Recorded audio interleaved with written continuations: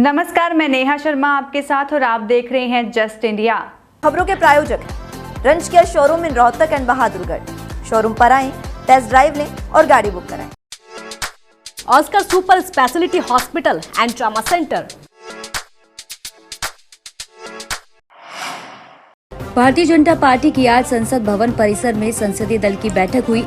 इसमें पीएम नरेंद्र मोदी, गृह मंत्री अमित शाह समेत कई मंत्री नेता मौजूद रहे। सबसे पहले 3 राज्यों में भाजपा की धमाकेदार जीत के लिए नेताओं ने पीएम मोदी का स्वागत किया।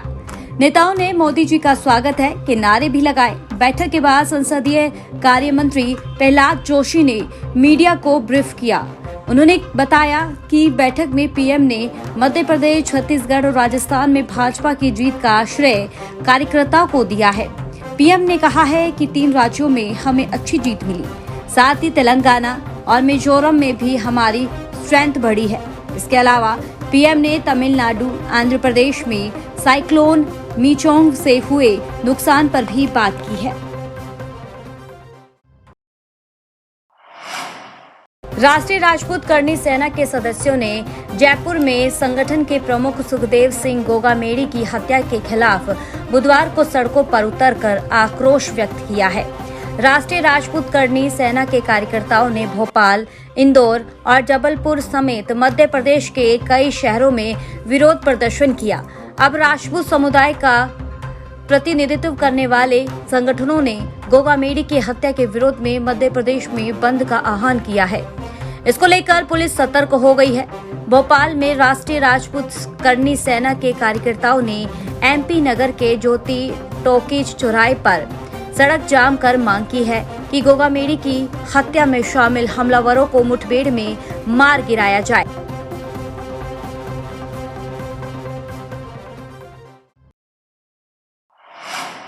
तीन राज्यों में जीत के बाद अब हरियाणा बीजेपी ने चुनावी अभियान में तेजी दिखाई है। वहीं माना अब भी ये जा रहा है कि जननायक जनता पार्टी से बीजेपी हाथ झटकने का सही अवसर देख रही है। जेजेपी के साथ गठबंधन से बीजेपी के कई नेता खुश नहीं है।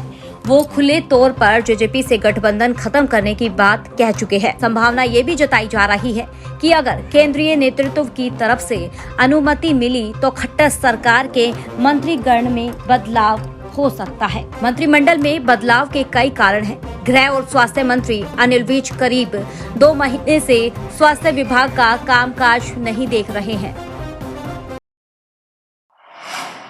हरियाणा में अगले साल लोकसभा चुनाव के कुछ ही महीने बाद विधानसभा चुनाव होना है। प्रदेश के राजनीतिक गलियारों में सियासी पारा चढ़ने लगा है। इस दौरान राजनीति विशेषज्ञों की भविष्यवाणी के उलट 3 राज्यों के विधानसभा चुनाव में भाजपा ने प्रचंड बहुमत के साथ जीत हासिल की है। ऐसे तीनों राज्यों में जीत ने हरियाणा भाजपा में उत्साह भर दिया है। बुलंद हौसले के साथ भाजपा हरियाणा में अपने चुनावी अभियान को जारी रखे हुए है। इस दौरान हरियाणा के भाजपा प्रभारी विप्लब देव ने एक बयान जारी करके मुख्यमंत्री मनोहर लाल की तारीफ की है। उन्होंने कहा है कि सीएम मनोहर लाल के नेतृत्व में सरकार पारदर्शी तरीके से काम कर रही है।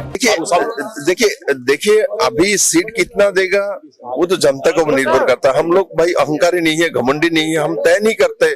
जो हमको ये मिलना ये हमको देना ही पड़ेगा। जनता के साथ आप इस तरीके से व्यवहार नहीं कर सकते। जनता सब कुछ जानती है, तो इसलिए हर राज्य का अलग अलग तस्वीर होता है। हरियाणा का अलग अलग तस्वीर जो है मैंने देख लिया। हर डिस्ट्रिक्ट 22 डिस्ट्रिक्ट में घूम चुका हूँ, हर विधानसभा जा चुका हूँ, हर गांव में मैं दौरा कर चुका हूँ। तो लोग मोदी जी के साथ है, मोदी जी को बैठाना चाहते हैं और उस दिशा में हरियाणा की जनता जरूर काम करे। हरियाणा में विपक्ष के नेता भूपेंद्र सिंह हुड्डा ने कहा है कि सदन के आगामी शीतकालीन सत्र में कांग्रेस द्वारा उठाए जाने वाले मुद्दों में बेरोजगारी और जहरीली शराब से होने वाली मौतों का मामला शामिल रहेगा। जींद में एक सरकारी स्कूल के प्रिंसिपल पर छात्राओं का यौन उत्पीड़न करने का आरोप लगा था। पूर्व सीएम ने कहा है कि कांग्रेस जींद का मुद्दा भी उठाएगी। हरियाणा विधानसभा का शीतकालीन सत्र 15 दिसंबर से शुरू होगा।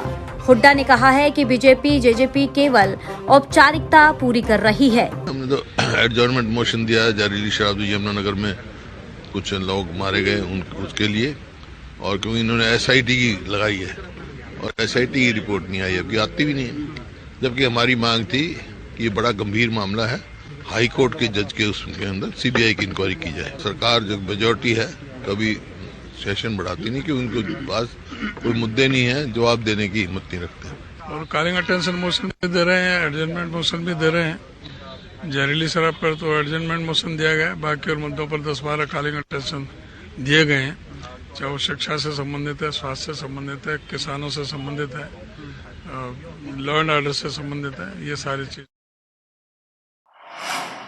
किसान आंदोलन के दौरान एक भी किसान पर केस दर्ज नहीं हुआ, क्योंकि किसानों की सोच करने वाला आदमी ऊपर बैठा था। राज में हिस्सेदारी होने से किसानों को काफी फायदा हुआ। मैंने एक मुहिम शुरू की थी कि किसान की फसल का पैसा सीधा उसके खाते में जाए, और हमने वो काम करके दिखाया। यह बात प्रदेश के उप मुख्यमंत्री दुष्यंत चौटाला ने गतौली गांव में एक जनसभा को संबोधित करते हुए कहा। दुष्यंत चौटाला ने कहा कि प्रदेश की हुड्डा सरकार के दौरान किसानों को 4 से 5 रुपए मुआवजा राशि मिलती थी, लेकिन हमने एक सिस्टम तैयार किया जिससे सीधा पटवारी के मोबाइल पर संदेश जाता है कि उस किसान के खेत की गिरदावरी करनी है और किसान को फर्द लेनी है, तो पहले चक्कर काटने के लिए मजबूर होना पड़ता था, लेकिन अब गांव में ही फर्द निकल जाती है।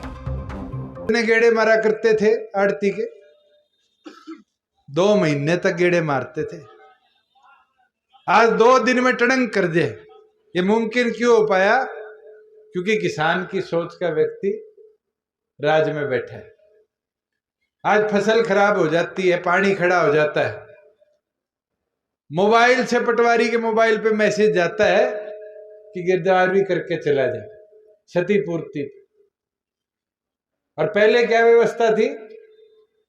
सरकार आदेश निकालेगी, फिर पटवारी जी आएंगे, फिर रिपोर्ट के लिए भी पीछे पीछे आंटते घूमो। और फिर हुड्डा साहब कितने रुपए दिया करते थे? 5 रुपया, 6 रुपया, 2.5 रुपया। आज 15,000 मिलते हैं, किले के नहीं मिलते। इसलिए है क्योंकि आपकी राज में हिस्सेदारी। 3-4.5 सालों में, 4.25 सालों में ऐसी कोई विधानसभा नहीं है जिसमें काम ना किया। बीते 24 घंटे में पुलिस ने अलग अलग जिलों से 3 सेक्स रैकेट का भंडाफोड़ किया है। सिरसा टोहाना के बाद जींद के सफेदो रोड पर स्पा सेंटर की आड़ में देह व्यापार का भंडाफोड़ करते हुए एडीजीपी स्पेशल स्टाफ की टीम ने 6 महिलाओं समेत 8 लोगों को गिरफ्तार किया है। पकड़ी गई महिलाएं और युवकों से पुलिस की टीम पूछताछ कर रही है। सफेदो रोड पे गोल्डन स्पा के नाम से स्पा सेंटर था, उस पर अपना आईजी साहब की टीम ने रेड करी थी और वहाँ से 6 लड़कियाँ और पकड़ी गई हैं और उन पर पर्चा दर्ज हुआ कर रहे हैं अभी। और विभागीय जो भी हमारी जांच होगी आगे वो अमल में लाएगी। युवक भी पकड़े गए सर इनके साथ? हाँ जी, वो एक सभा मालिक पकड़ा गया और एक लड़का। कुरुक्षेत्र में एक महिला ने दोनों बच्चों को जहर देकर हत्या कर दी और फिर खुद भी जहर खाकर आत्महत्या कर ली। इस घटना के बाद पति ने भी फांसी लगाने की कोशिश की, जिसे गंभीर हालत में अस्पताल में भर्ती कराया गया। महिला रीना शांति नगर गांव की निवासी थी और उनके मरने वाले बच्चों के नाम 3 वर्षीय रिया और 1.5 वर्षीय क्रियाश थे। पुलिस के मुताबिक घटना से पहले पति पत्नी के बीच किसी बात को लेकर झगड़ा हुआ था। झगड़े के बाद पति घर से बाहर चला गया और वापस आने पर देखा कि उसकी पत्नी और बच्चे मौत के घातक झटके से गुजर चुके हैं। उसने भी खुदकुशी की कोशिश की, लेकिन परिजनों ने उसे बचा लिया। पुलिस ने इस मामले की जांच शुरू की और तीनों के शवों को कब्जे में ले लिया।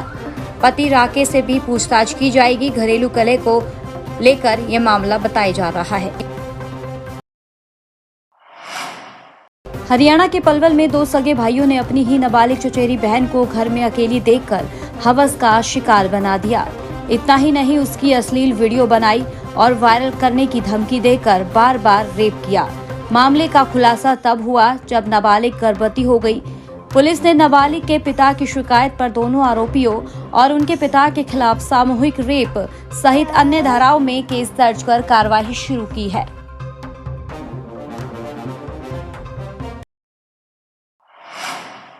खबरों में फिलहाल इतना ही। देखते रहिए जस्ट इंडिया। नमस्कार।